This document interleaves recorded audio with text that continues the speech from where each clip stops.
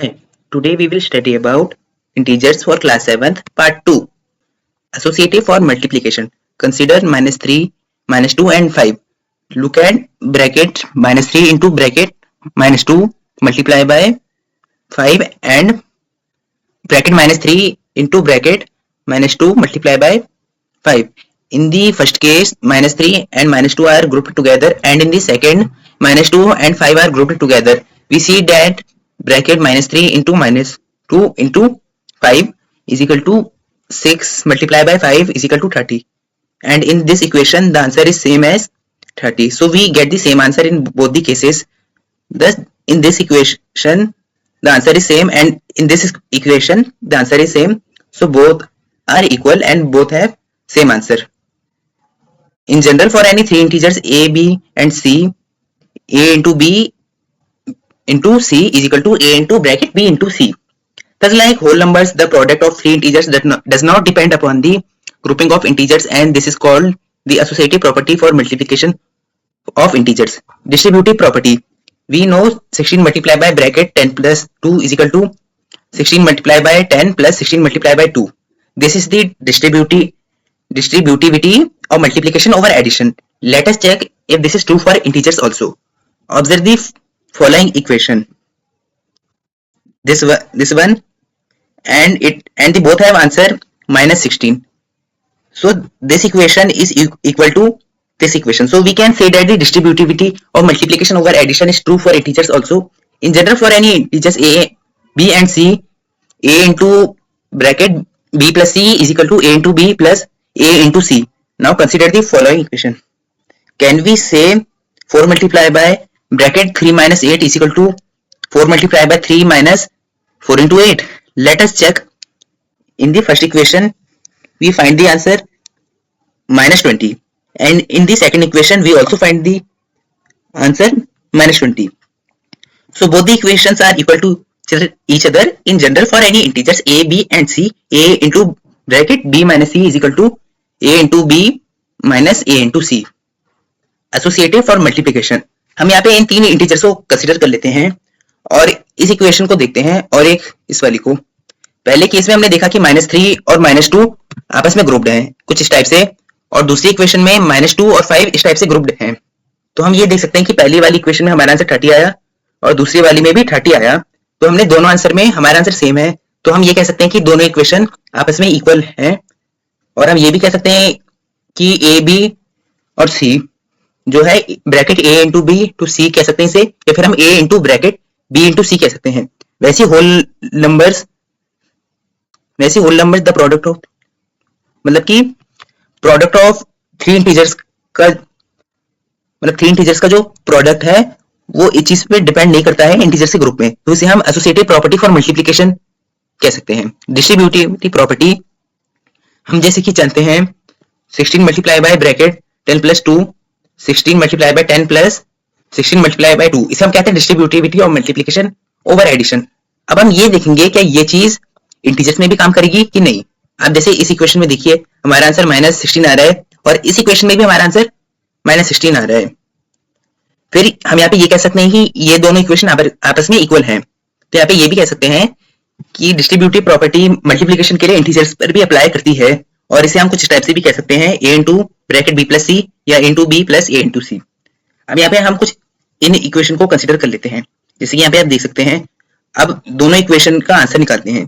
पहली इक्वेशन में हमारा आंसर -20 आया और दूसरी में भी -20. तो हम ये कह सकते हैं कि ये इक्वेशन आपस में इक्वल हैं अगर डिस्ट्रीब्यूटिव ऑफ मल्टीप्लिकेशन सब्ट्रैक्शन के केस में भी करी जाए तो. यहाँ पे ये कहा जा सकता है a into b minus c is equal to a into b minus a into c. Division of integers. We know that division is the inverse operation of multiplication. Let us see an example for whole numbers.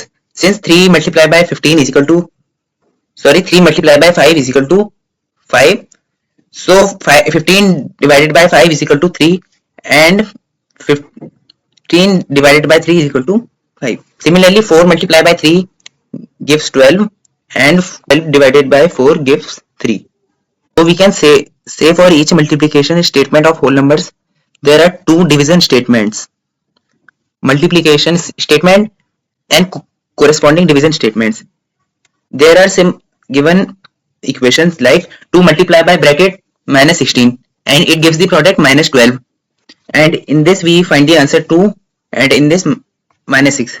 In this we observe that when we divided a negative number by a positive integer, we divide them as whole numbers and then put a minus sign before the quotient. We observe that 72 divided by minus 8 is equal to 9 and 50 divided by minus 10 is equal to 5. So we can say that when we divide a positive integer by a negative integer, we first divide them as whole numbers and then put a minus sign before the quotient.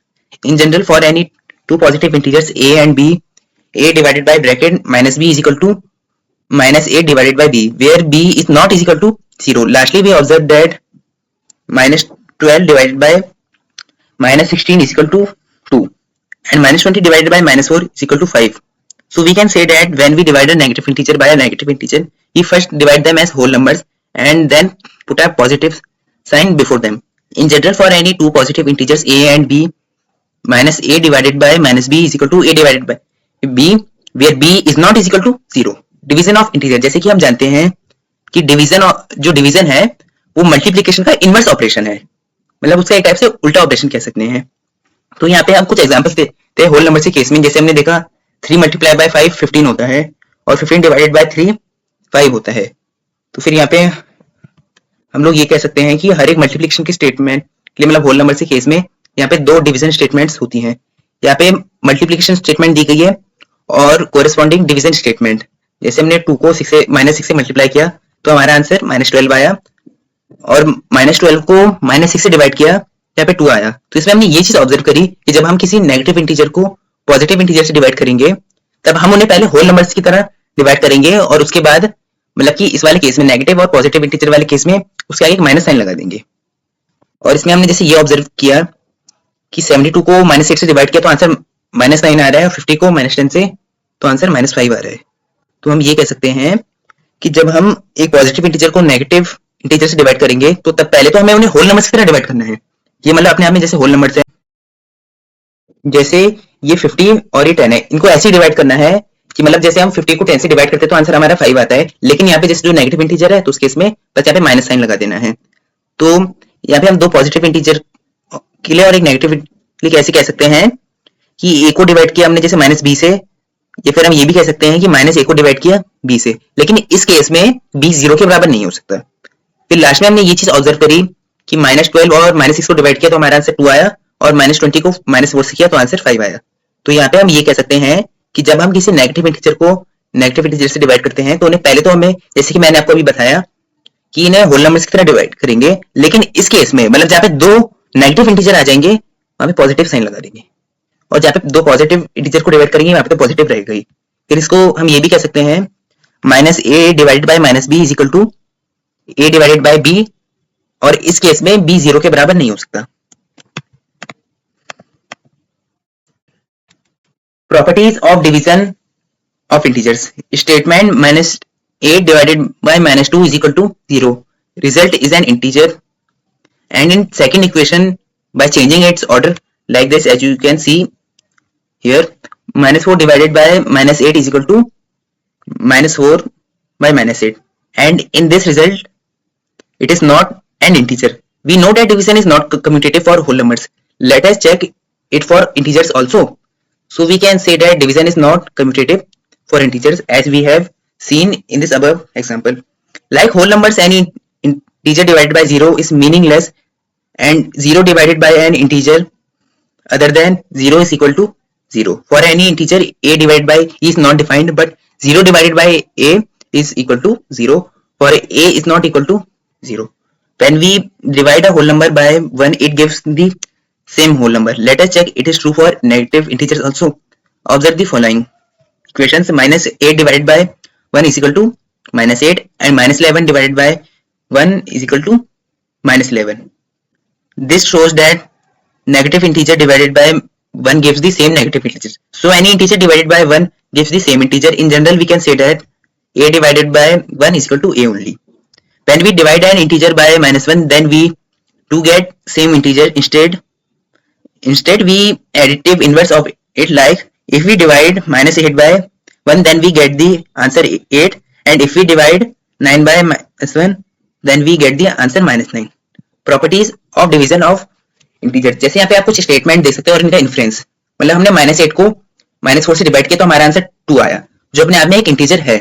लेकिन वही हमने इसका जब order change किया, मतलब कि हमने -4 divide by -8 किया, तो हमारा आंसर आ रहा है -4 बाय -8। इसे एक टाइप से हम फर्दर और रिड्यूस करें तो हमारा आंसर 1/2 भी आ सकता है, लेकिन ये इसका जो रिजल्ट है ये इंटीजर नहीं है। जैसे कि हम जानते हैं कि डिवीजन होल नंबर से केस में कम्यूटेटिव नहीं है, लेकिन यहाँ पे हमने जैसे ये चेक किया कि क्या ये इंटीजर के केस में भी है कि नहीं। फिर हम यहाँ पे ये कह सकते हैं कि डिवीजन जो है इंटीजर के केस में भी कम्यूटेटिव नहीं होगा। जैसे होल नंबर्स में अगर हम किसी इंटीजर को 0 से डिवाइड करें तो ये मीनिंगलेस है, मतलब ये बात आप लोग जानते हैं कि a डिवाइड बाय 0 करें तो नॉट डिफाइंड आएगा आंसर, और 0 को किसी इंटीजर से डिवाइड करा जाए तो उसमें आंसर 0 आता है। यहाँ पे भी जैसे मैंने इक्वेशंस लिखी हैं, और जब हम किसी होल नंबर को 1 से डिवाइड करते हैं तो उसका आंसर वही आता है, मतलब कि हमने 2 को 1 से डिवाइड किया तो आंसर 2 ही आएगा। तो फिर हम ये नेगेटिव इंटीजर्स में ट्राई करते हैं। तो इन इक्वेशंस को देखिए, -8 को 1 से डिवाइड किया तो -8 आया, और -11 को 1 से डिवाइड किया तो -11 आया।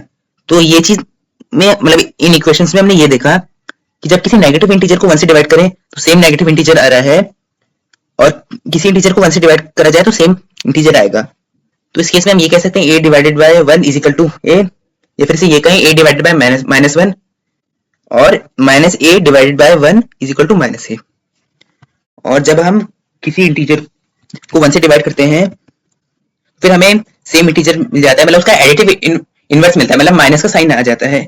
अगर किसी पॉजिटिव इंटीजर को हमने इससे डिवाइड किया और नेगेटिव को करें तो पॉजिटिव इंटीजर आएगा। जैसे हमने -8 को -1 से डिवाइड किया तो हमारा आंसर 8 आएगा, और 9 को -1 से किया तो हमारा आंसर -9 आएगा। Thank you. Hope you like my explanation. Please like, share and subscribe to our channel.